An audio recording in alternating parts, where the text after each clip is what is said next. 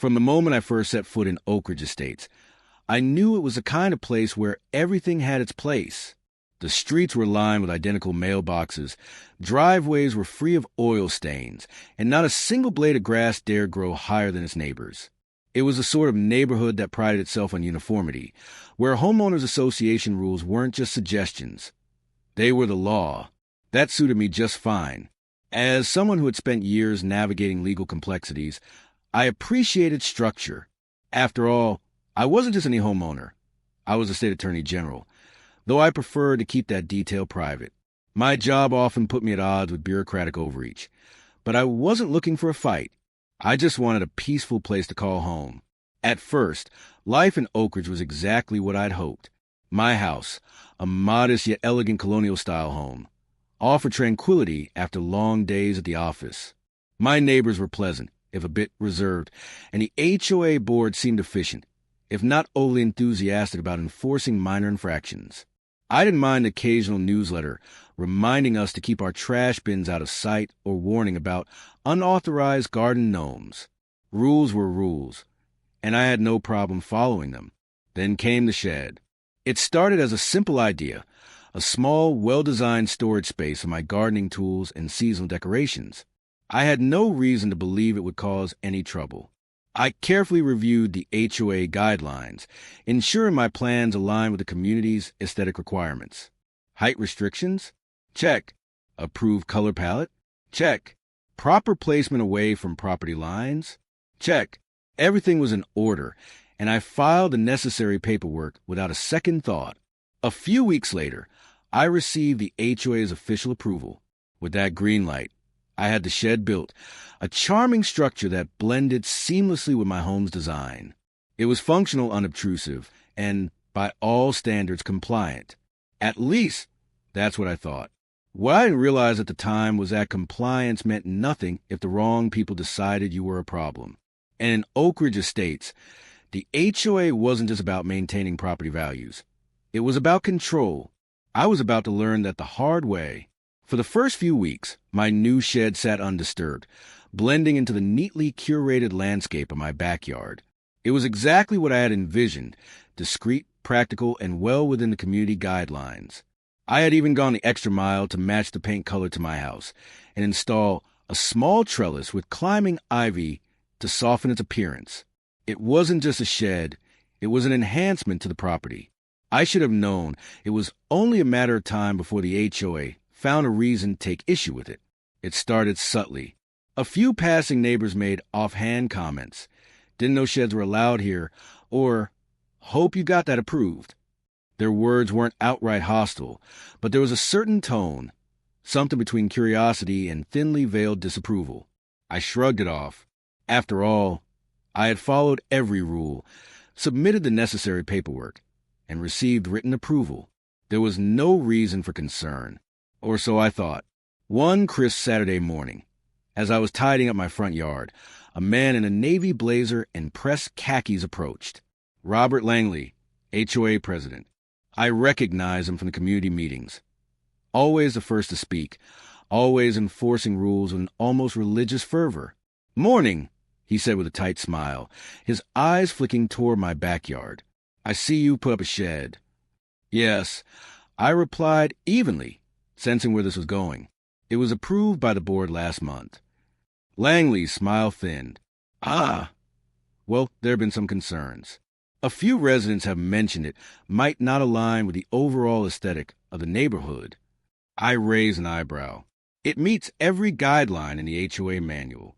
If there's a specific issue, I'd be happy to address it." He hesitated just a fraction too long. "Well, we may need to review it again." There it was. A power play. I kept my expression neutral. "Of course. Let me know if you need any additional documentation." He nodded but didn't look satisfied. As he walked away, I had the distinct feeling that this wasn't over.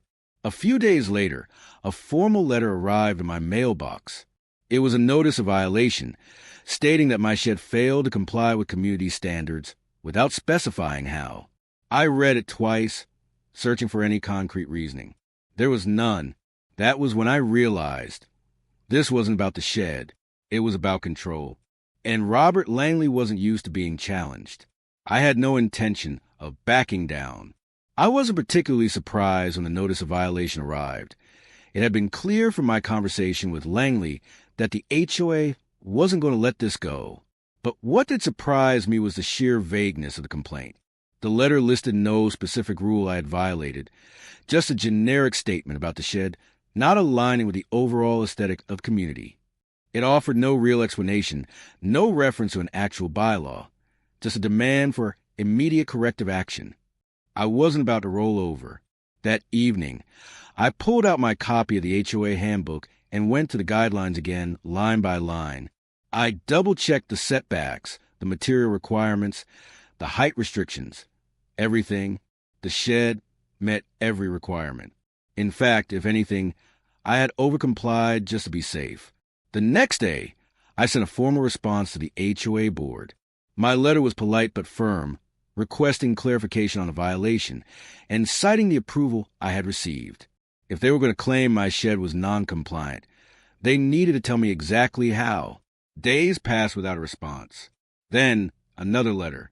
A second violation notice. This one was more aggressive. Failure to comply with HOA guidelines will result in daily fines and potential legal action. Now they were escalating. Frustrated, I decided to attend the next HOA board meeting to address the issue in person.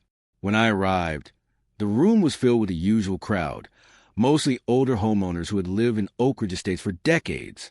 Langley sat at the head of the table, flanked by his loyal board members. When the floor opened for homeowner concerns, I stood.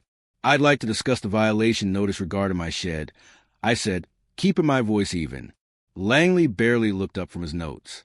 Your shed does not comply with HOA aesthetic standards. With all due respect, I countered, I have reviewed the guidelines extensively, and my shed meets every single one. If there's a specific issue, I'd like to see it documented. Langley's lips pressed into a thin line. The board reserves a right to enforce additional aesthetic considerations beyond what's listed in the handbook. A murmur went through the room. Some of the other homeowners glanced at one another, clearly uncomfortable. This wasn't about rules. This was about subjective enforcement, picking and choosing what they want to control. I took a slow breath. So, to be clear, you're saying my shed is compliant, but you just don't like it? Langley's face darkened. The decision is final. I nodded once. Fine. If they wanted a fight, they were going to get one. After the board meeting, I expected pushback, but I didn't expect a full-blown harassment campaign that followed. It started small. Another violation notice arrived, nearly identical to the first two. This time, it included a fine, $1.50 per day, until I removed the shed. There was still no clear explanation of how it violated HOA guidelines. Just an order, take it down or pay. Then came the petty infractions. Within a week, I received multiple warnings about minor, almost laughable violations. Trash bins visible from the street, even though they were placed exactly where the HOA rules specified. Lawn not properly edged, despite the fact that my lawn was professionally maintained. Unapproved mailbox design, the same one that had been there since I moved in. It was obvious. They were trying to make my life miserable. One evening, I stepped outside to water my plants and noticed Langley himself standing near my property, clipboard in hand, peering over my fence at the shed. I walked up to him. Is there something I can help you with? I asked, keeping my tone neutral. Langley barely glanced at me. Routine inspection, he muttered, jotting something down. I crossed my arms. You sure? Because it looks more like harassment. He didn't even flinch. The HOA has the authority to ensure compliance. I laughed, shaking my head. I've been more than compliant, and you know it. Langley finally looked at me, his expression unreadable. Then he smirked. We take community standards seriously, he said, voice smooth. If this isn't the right fit for you, there are plenty of other neighborhoods without an HOA. I felt my jaw tighten. There it was, the real message. This wasn't about the shed. This was about control, about reminding me that in Oak Ridge Estates, the HOA made the rules, and they expected me to follow them. No questions asked. I could feel the challenge in Langley's tone. He expected me to cave, to be just another homeowner who grumbled but ultimately gave in. He had no idea who he was dealing with. Over the next week, the fines continued. I filed multiple appeals, each one ignored. When I emailed the HOA board requesting a hearing, I received a one-line response. Your appeal has been denied. Further noncompliance will result in enforcement action. What kind of enforcement action did they mean? I was about to find out. One morning, while I was at work, I got a call from my neighbor, Mrs. Calloway, a sweet elderly woman who had always been friendly. Her voice was frantic. "They're tearing it down," she gasped. I froze. What? The HOA. There's a crew in your backyard. They're demolishing your shed. For a second, I couldn't process the words. Then my stomach dropped. I grabbed my keys and raced home. By the time I pulled into my driveway, I could hear the commotion in my backyard, voices shouting, the sharp crackle of splitting, the metallic clatter of tools hitting the ground. I threw the car into park and bolted out, hard hammering. As I rounded the side of my house, I came to a dead stop. They had already torn half of the shed down. A group of workers in neon vests were hacking away at the structure with crowbars, dismantling it piece by piece. The roof had already been removed and wooden panels lay scattered across the grass, some splintered, some stacked in a careless heap. At the edge of the chaos, standing with his arms crossed and an unmistakable air of self-satisfaction, was Robert Langley. "Stop." My voice rang out, sharp and commanding. The workers hesitated, glancing at each other, but didn't stop. I marched up to Langley, my hands clenched into fists. "What the hell do you think you're doing?" He barely blinked. "Enforcing community regulations. You have no authority to do this." I snapped, my anger barely contained. "You didn't serve proper notice, and you certainly didn't get a court order for property removal." Langley smiled, a slow, smug expression that made my blood boil. "Actually, per HOA bylaws, if a homeowner refuses to correct a violation, the HOA is within its rights to take necessary corrective action. At the homeowner's expense, of course." I felt a cold fury settle in my chest. "You're trespassing. This is illegal destruction of private property." He shrugged. "You were warned." I turned on the workers, my voice steely. "If any of you touch another piece of that shed, you're complicit in criminal activity." That got their attention. One man, a burly guy holding a power drill, shifted uncomfortably. "Look, lady, we were just hired by the HOA. We were told this was authorized." "It's not." My voice was deadly calm. "And if you don't stop now, I will personally make sure every single one of you is named in the police report." The workers exchanged looks. One by one, they began stepping back, lowering their tools. Langley's expression darkened. "You're making a mistake," he said coldly. "No," I shot back. "You did." I pulled out my phone and snapped pictures of the damage, the workers, Langley himself standing there like a king overseeing his domain. Then, without breaking eye contact, I made a call. "Chief Morrison," I said when the police chief picked up, "I need a unit dispatched to my address immediately. I have multiple individuals trespassing and actively destroying private property." Langley's eyes widened just a fraction. He hadn't expected me to go that far. I turned to him with a slow, deliberate smile. "You should probably stick around, Robert. You're going to want to hear this." He had no idea who he'd just picked a fight with. Langley's smug expression faltered for the first time. He glanced at the workers, who were now awkwardly stepping away from the wreckage of my shed. The air crackled with tension. "You just called the police?" he asked, his voice laced with forced calm. I slid my phone into my pocket. "That's right. And I'd start thinking about what you're going to say when they get here." Langley squared his shoulders, regaining some of his arrogance. "The HOA has full authority to enforce community standards. We acted within our rights."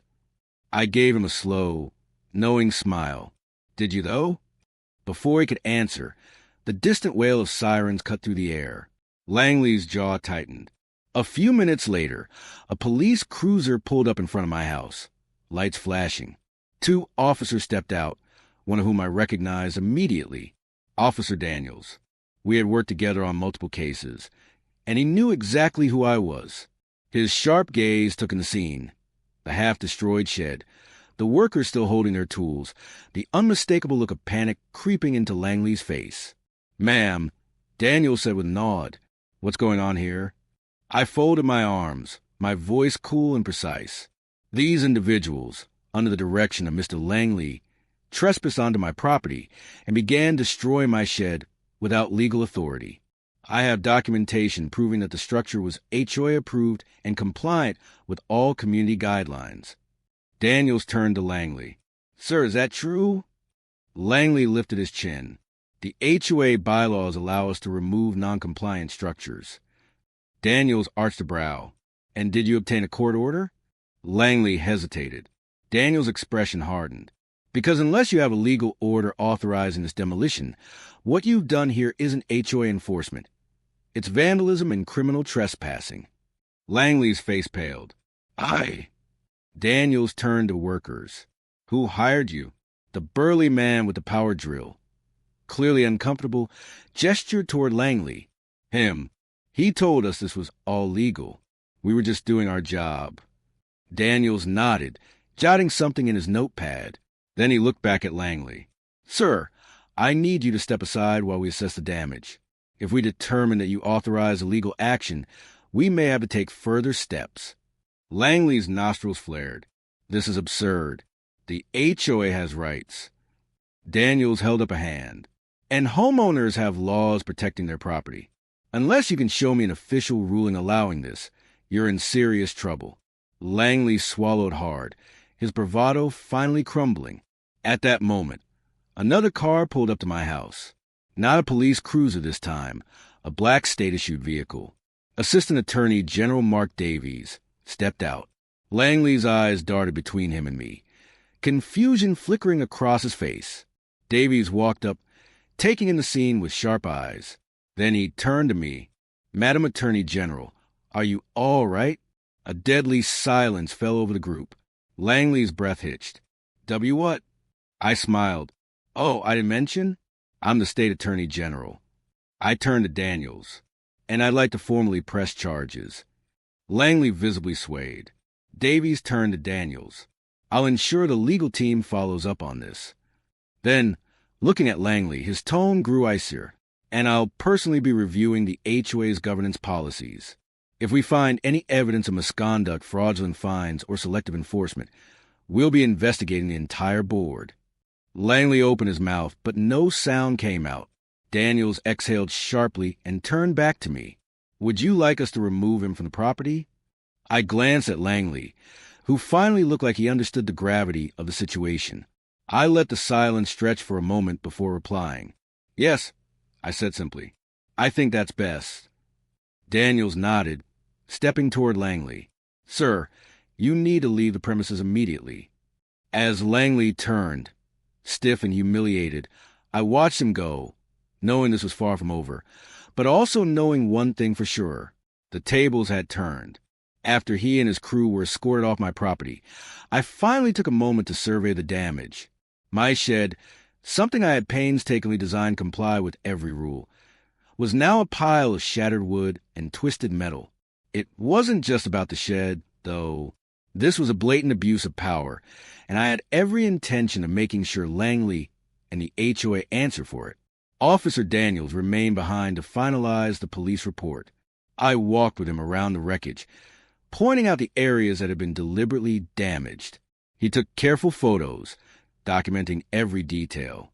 "I'll be forwarding this report to the DA," he said. "Honestly, this looks bad for Langley. Criminal trespassing, destruction property. He could be looking at real charges." "Good," I said firmly, "but this isn't just about him. The entire HOA board signed off on this." Daniels nodded. "If you want to pursue legal action, I'd say you have a solid case."